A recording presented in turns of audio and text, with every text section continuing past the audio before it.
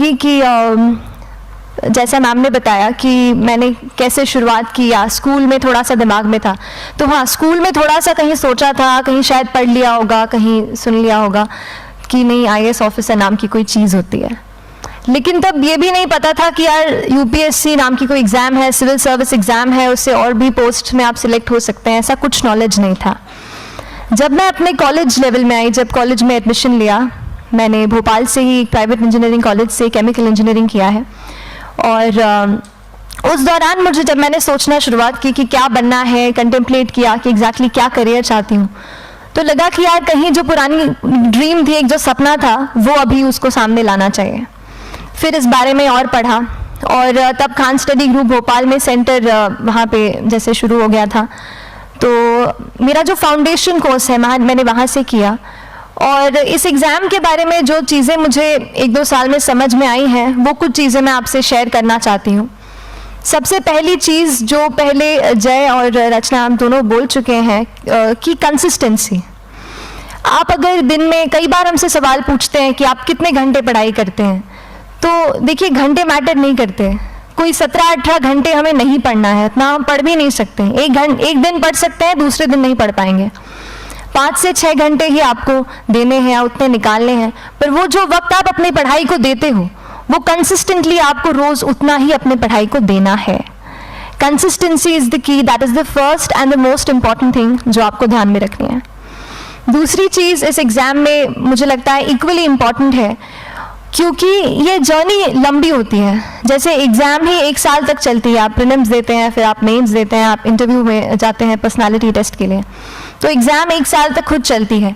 उसके पहले मान लीजिए आप 1-1.5-2 साल पहले से प्रिपेयर कर रहे हो, तो ये जर्नी काफ़ी लंबी रहती है। उस जर्नी में मेंटली अपने आप को मोटिवेट रखना, अपने आप को बूस्ट करते रहना, वो भी इक्वली इम्पॉर्टेंट है, और इसीलिए अपने आप पर भरोसा बेहद ज़रूरी है।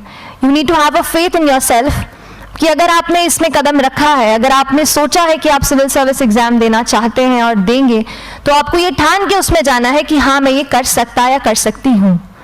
ये एक अपना मोटिवेशन, अपने साथ एक फेथ, बिलीफ अपने ऊपर आपको हमेशा रखना है। कमिंग टू प्रेपरेशन की कैसे तैयारी करनी है, बहुत सारी बातें आप सुन चुके हैं कि आंसर राइटिंग में कैसे करना होता है, आंसर राइटिंग का स्ट्रक्चर कैसा होना चाहिए। तो मैं शुरू में सबसे पहले ये कहूँगी कि मेरे प्रिपरेशन का बेस 2 चीज़ें रहीं। पहला था करंट अफेयर्स। करंट अफेयर्स इसलिए मैंने उसी से शुरुआत की क्योंकि करंट अफेयर्स सबसे इंटरेस्टिंग पार्ट होता है। कई बार आपको हिस्ट्री कभी बोरिंग लगेगी, कई बार आपको लगेगा ज्योग्राफी इतना, कभी हर किसी के अपने अपने फेवरेट्स होते हैं। तो मुझे वो जो सब्जेक्ट्स लगते थे कि यार इतना मन नहीं करता है, लेकिन न्यूज़पेपर्स और करंट अफेयर्स में जो भी नया चल रहा है वो मुझे हमेशा इंटरेस्टिंग लगता था। इंटरनेशनल रिलेशंस में क्या हो रहा है, क्या सोशल रियलिटीज़ हैं, कहाँ क्या हुआ, उसका क्या इम्पैक्ट पड़ेगा एडमिनिस्ट्रेशन पे और हमारी कंट्री पे, तो उसको आप अपना एक बेस बना सकते हो। आप करंट अफेयर्स बेस्ड प्रिपरेशन कर सकते हैं, इसलिए भी क्योंकि अगर आप मेंस एग्जाम देखेंगे तो काफ़ी डायनामिज्म आ गया है, केवल प्रीलिम्स में नहीं बल्कि जनरल स्टडीज़ पेपर 2, पेपर 3 में भी आप देखेंगे कई सारे ऐसे सवाल हैं जो करंट इवेंट्स से इंस्पायर्ड होते हैं, उन पे बेस्ड रहते हैं। तो जब आप न्यूज़पेपर बेस्ड, करंट बेस्ड पढ़ाई करते हैं तो वो आपका प्रिपरेशन वहाँ से भी कवर हो सकता है। दूसरी जो चीज़ मैंने जिस पे बहुत फोकस किया वो थी आंसर राइटिंग। तो आंसर राइटिंग का जैसे खान सर बता रहे थे कि आंसर राइटिंग की प्रैक्टिस बहुत की, तो उसके पीछे मेरा ये था कि जब मैं हमेशा प्रीलिम्स का कोई भी पेपर टेस्ट देती थी, हम मॉक टेस्ट देते हैं, तो मॉक टेस्ट देती थी तो हमेशा मेरे मार्क्स करीब 90 to 110, 120, इससे ऊपर मेरे कभी मार्क्स नहीं जाते थे।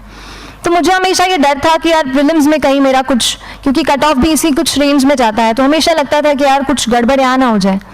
लेकिन जब मैंने आंसर राइटिंग की और मेंस एग्जाम के बारे में जाना, तब मुझे लगा कि आंसर राइटिंग एक ऐसी चीज़ है, मेंस एक ऐसा फेज है सिविल सर्विस एग्जाम का जहाँ पे आप अच्छे से तैयारी कर सकते हैं। And if you have written the answers, if you know कि you have covered the points well, if you have included उसमें कुछ आपने facts, international reports, government schemes, आपने कुछ ऐसे उसमें सॉल्व भी डाला है, तो जो रिजल्ट आएगा वो सेटिस्फैक्ट्री ही आएगा, अच्छा ही आएगा। तो मेंस एक ऐसा पार्ट है जिस पे आप काफ़ी बैंक ऑन कर सकते हो। मैं जब पर्सनालिटी टेस्ट भी मैंने दिया तो इस बार भी आप नंबर्स देखेंगे तो आसपास की रैंक के हिसाब से मेरे नंबर्स उसमें कम हैं, लेकिन it is just the general studies and the answer writing part, जो मेंस के जो वो है मार्क्स हैं या मेंस का जो एक फैक्टर रहा, वो मेरे लिए सबसे ज़्यादा इंपॉर्टेंट डिसाइडिंग फैक्टर रहा है।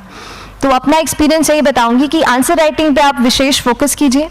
जैसा स्ट्रक्चर आपको बता ही चुके हैं कि इंट्रोडक्शन में कैसे आपको शॉर्ट रखना है, बॉडी एंड देन कंक्लूजन, उसमें छोटी चीज़ जैसे मैं अभी मेंशन कर रही थी, आप एक इंश्योर कीजिए कि देखिए जो भी एग्जामिनर आपकी कॉपी चेक कर रहे हैं वो दिन में 10, 15, 20 कॉपीज चेक कर रहे हैं, तो उन सब से आपको अलग कैसे आप अपनी कॉपी दिखा सकते हो, ये चीज़ आपका प्रेजेंटेशन और आप जिस तरीके से आंसर लिखते हो कंटेंट को, वो मैटर करेगा।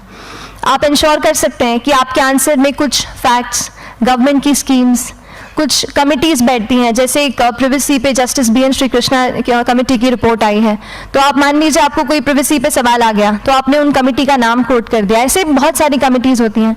कुछ इंटरनेशनल रिपोर्ट्स आते हैं, वो आप उनको इनके बारे में लिख सकते हैं। इंडिया का मैप आप बना सकते हैं। मैंने सीख लिया था कि 10-15 सेकेंड्स में कैसे जल्दी से मैप बनाना है और उस पर कैसे पॉइंट कुछ करना है, कुछ लोकेट करना है। तो ये कुछ ऐसी चीज़ें हैं जो आपके आंसर्स को एनरिच करेंगी और प्रेजेंटेबल बनाएंगी। तो इस तरीके से आंसर्स पे जैसे हम क्लास करते हैं, लेकिन उसके साथ साथ आपको ये कोशिश करनी है कि 1 से 2 आंसर पर डे आपको ज़रूर लिखने ही लिखने हैं, apart from the test series that you are doing. Answer writing से 2-3 चीज़ें होती हैं, ना केवल हमारी एक लिखने का हमें समझ आता है हम क्या लिखते हैं कैसा है, पर हमारा कॉम्प्रिहेंशन भी इम्प्रूव होता है। हमें कितना समझ में आया वो भी हमें खुद समझ आता है जब हम आंसर्स लिखते हैं। और इसीलिए आंसर राइटिंग पे आप फोकस कीजिए, 1 से 2 आंसर ज़रूर लिखिए। और आंसर राइटिंग के बाद the third pillar of my preparation जो काफ़ी इंपॉर्टेंट जिसने रोल प्ले किया, that was tests and test series and mocks. देखिए हम पढ़ रहे हैं यहाँ पर, I will also come to the point कि हम कैसे दिल्ली, भोपाल और इंदौर में प्रिपेयर करके बिना दिल्ली जाए हम कैसे कर सकते हैं, I will come to that point. पर उसके पहले टेस्ट की थोड़ी बात कर लेती हूँ कि टेस्ट देना क्यों ज़रूरी है। हम ये जो एग्ज़ाम दे रहे हैं सिविल सर्विस की, एक ऑल इंडिया लेवल एग्ज़ाम है and this cut throat competition. तो उसके लिए आप केवल पढ़ते रहे सारी बुक्स, मटेरियल्स, स्टैंडर्ड, ये करंट का सब पढ़ लें, लेकिन अगर आप ये नहीं जज कर पाए कि आपका क्या लेवल है at an all India level, तो चीज़ें समझ में आप नहीं, मतलब आप आगे नहीं बढ़ पाएंगे, सही डायरेक्शन नहीं पकड़ पाएंगे। तो इसलिए आप टेस्ट से घबराइए मत। कई बार टेस्ट का इनर्शिया होता है, ऐसा लगता है कि जब तक पूरा सिलेबस कंप्लीट नहीं कर लूँ तब तक टेस्ट नहीं दूंगा, लेकिन सच में बात ये होती है कि जब तक हम GS के मतलब पेपर देने अंदर भी घुसते हैं ना, तब भी उस सेकंड पे लग रहा होता है कि कुछ छूट गया है हमारा। तो ये चीज़ होगी ही, इसीलिए ये मैं कभी मत सोचिए कि जब तक पूरा सिलेबस नहीं कर लूँ टेस्ट नहीं दूंगा। जैसे आपका एक थोड़ा बेस बन जाता है प्रिपरेशन का, आप टेस्ट दीजिए, चाहे वो प्रीलिम्स का MCQ का टेस्ट हो या मेंस का राइटिंग स्किल की प्रैक्टिस हो, टेस्ट पे आप फोकस कीजिए। उसके बाद टेस्ट केवल देने के लिए नहीं देना है, उसको एनालाइज भी अच्छे से करना है।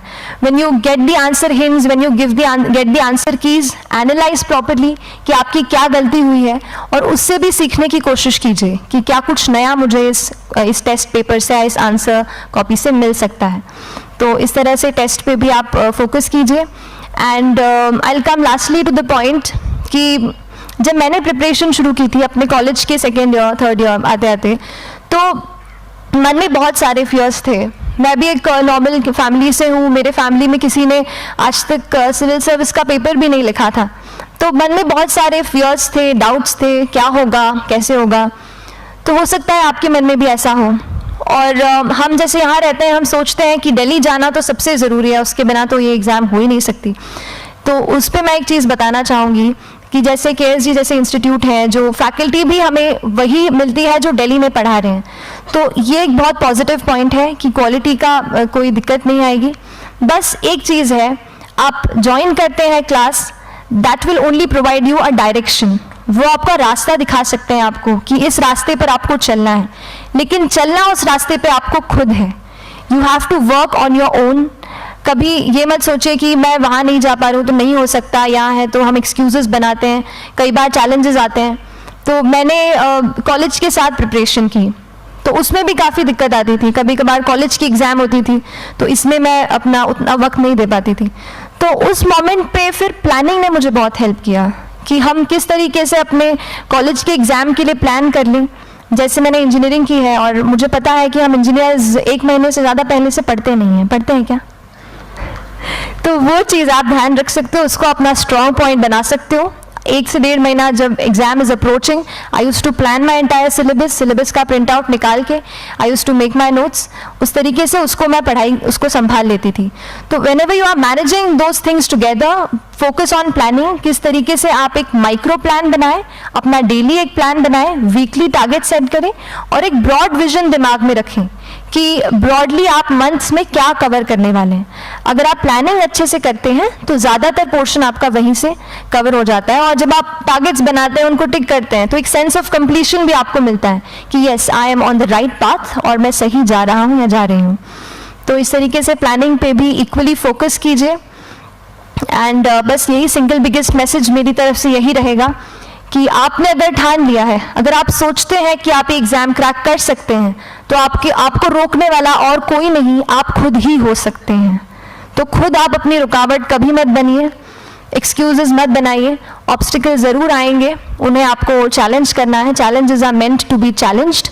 तो सही तरीके से अपने ऑब्स्टिकल्स को हैंडल कीजिए, और इस एग्ज़ाम में अगर आप सही स्ट्रैटेजी रखते हैं तो आप अपने एक अटेम्प्ट में ही इसको क्रैक कर सकते हैं। एंड एनीवेज आप जो भी अटेम्प्ट नेक्स्ट रखते हैं, दिल में यही रखिएगा कि जो ये मेरा नेक्स्ट अटेम्प्ट होने वाला है, ये मेरा बेस्ट अटेम्प्ट होने वाला है।